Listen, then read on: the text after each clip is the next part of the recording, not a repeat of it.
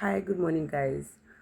I'm going to be starting like one very small thing called Nathan and Me series, Nathan and Mom series. I don't know what to call it yet, but it's just about Nathan and I and the life lessons that we're learning on the way.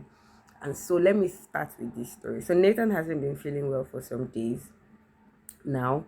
Um, and the thing about Nathan is two things about Nathan when he's sick. Number one, he doesn't take drugs at all.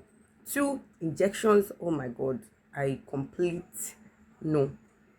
And so my mom knows this, everybody knows this. So um when he fell sick, I went to get some drugs for him from the pharmacy, and we have to force him to take it because he's not going to take it. And he's so bad that once it enters his mouth, he throws everything out. Like everything he has eaten safe will come out with the food because the thing will just refuse to go down his stomach.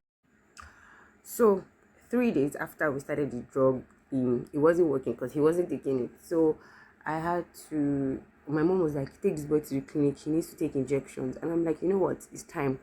Personally, I don't like injections, and I mean, it's not exactly easy taking your child through such pain.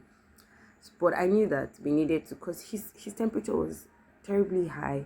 He wasn't playing, wasn't eating, and all that. So I finally took him to the clinic yesterday. It was war because he kept on shouting and crying and just, "Mommy, you don't like me. Mommy, this, mommy, that," saying all sorts of things. And I'm pretty sure people thought maybe I had kidnapped the boy or something. But that's not where I'm going.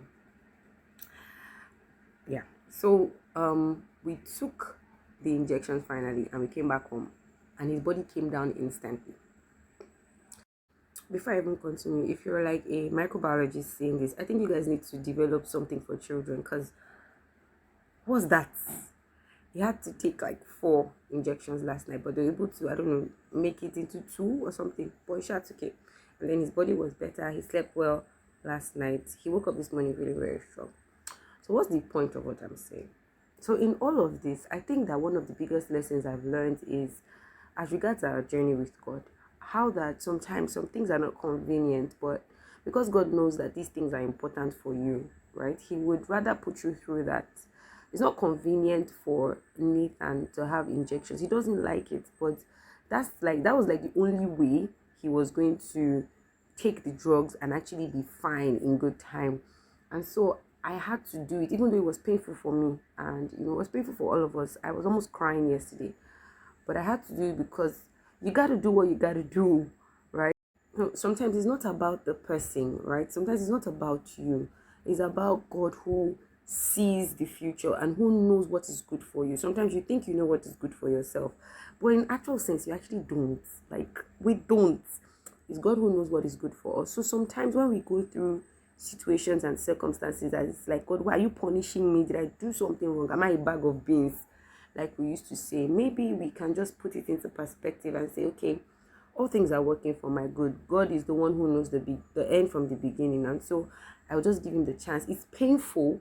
He's going to give me succor, just the way I was giving Nathan ice cream and juice to make him calm down. So along the journey, God will look for ways to comfort you because he knows that you're going through pain. But I think my point is we should learn to focus on the destination, right, and not the path. I don't know if this makes sense. I don't know if this makes sense to you guys, but anyways, I just thought to share. If you want me to do more of these kinds of things, please let me know. It has been in my heart to do it since actually, but yeah. God bless you guys. Have a wonderful day and thank God for Snapchat filters.